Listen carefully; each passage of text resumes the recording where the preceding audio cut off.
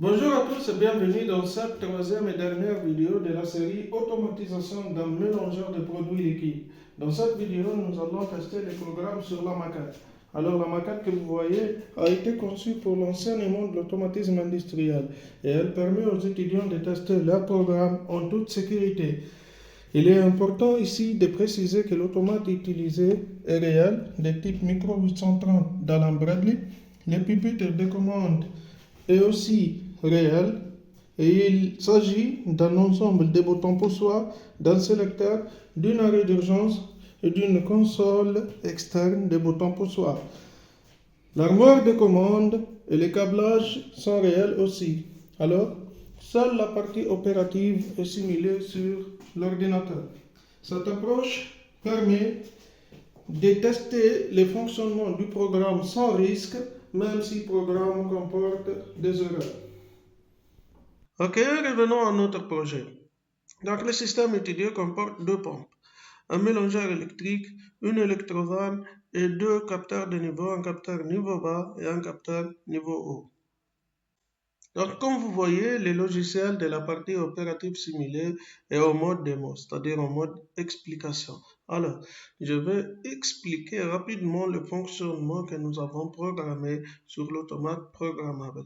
Donc, une fois nous appuyons sur le bouton Start dans le pupitre de commande, donc les deux pompes commencent à fonctionner simultanément pour remplir les réservoirs par deux produits différents. Une fois ces derniers soient remplis, le remplissage s'arrête, les deux pompes ne fonctionnent plus et les mélangeurs commencent à tourner pour une durée de 7 secondes. Après l'écoulement de cette durée, l'électrovanne s'ouvre pour vider les réservoirs. Une fois vidé, un nouveau cycle commence.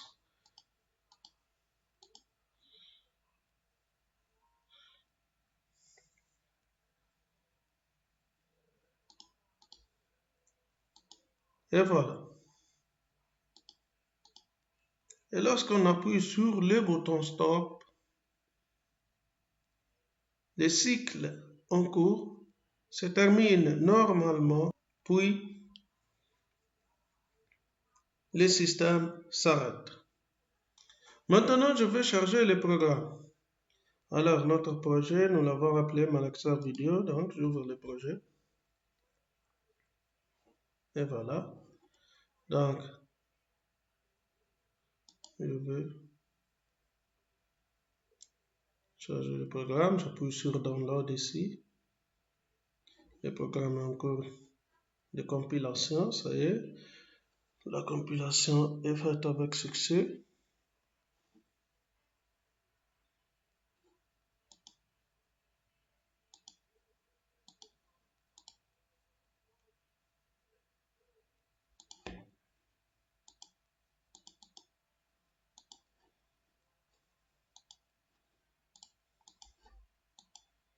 Et voilà.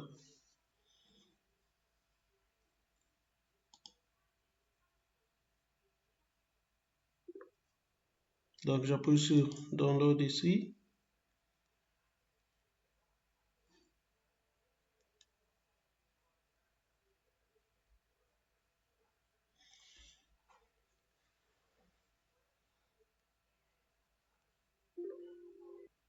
Donc ça y est, le programme est chargé dans l'automate. Il demande ici de remettre l'automate en mode Run. Donc j'appuie sur oui. D'accord.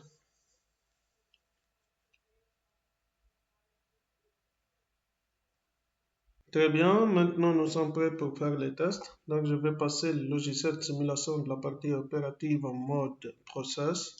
Donc comme vous voyez ici, les boutons sont disparus. Et à partir de maintenant, le système est totalement commandé par l'automate. OK?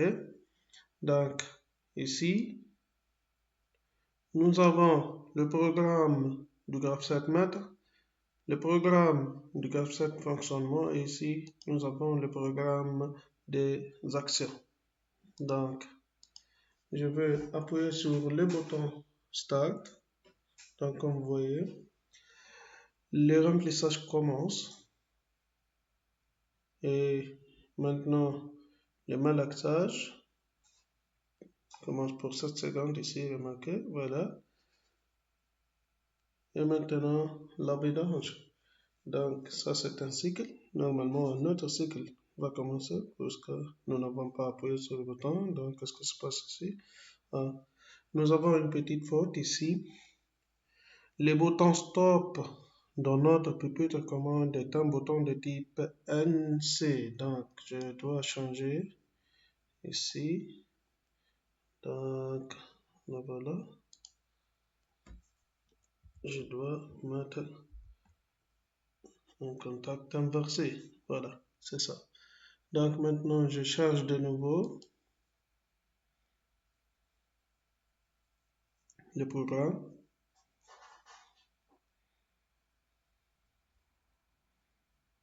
Ok, je vais charger. Il est bien compilé. Puis maintenant, il est en train de charger.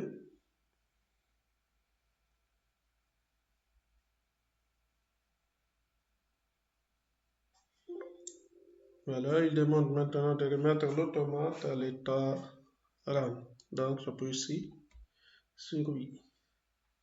Maintenant, normalement, tout est prêt. Ok? Et voilà. Donc, je vais appuyer maintenant de nouveau sur le bouton Start. Voilà, ça commence. Le premier cycle, remplissage, malaxage pour 7 secondes. Donc voilà, ça y est, 7 secondes se sont terminées. Commence la vidange alors. D'accord, ça c'est un cycle.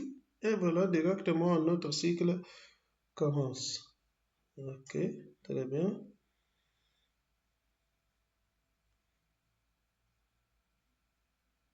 Donc, c'est le fonctionnement que nous avons cherché. Donc, avec notre programme, voilà, ce cycle se termine. Voilà, notre cycle commence. Si j'appuie maintenant sur le bouton Stop, le cycle en cours va continuer normalement, sans problème. Mais remarquez ici, nous n'avons plus M1 actif. Nous avons M0 actif.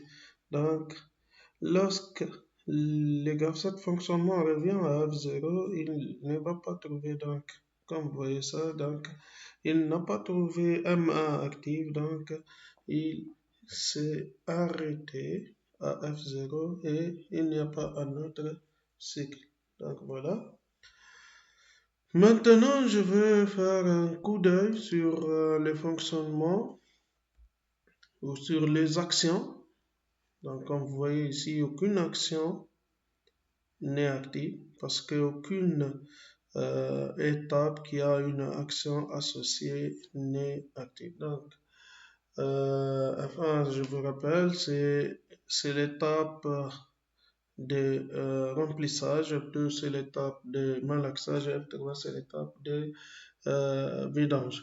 Donc, si j'appuie sur le bouton Start de nouveau, voilà, le cycle commence par F1 ici, le GAF7 de fonctionnement passe à F1, fait le remplissage, puis passe à F2, fait le malaxage, puis passe à F3 et fait la vidange. Voilà. Et un nouveau cycle commence automatiquement. D'accord. Voilà, donc si j'appuie à ce moment sur le bouton stop, normalement le cycle ne va pas recommencer de nouveau. Et voilà. Ok, très bien. Si j'appuie de nouveau sur le bouton start, donc un cycle recommence, comme vous voyez, remplissage, malaxage et vidange. Donc, je vous remercie pour votre attention. Si vous trouvez cette vidéo et cette série de vidéos utiles, n'hésitez pas de partager et de vous abonner à la chaîne. À la prochaine.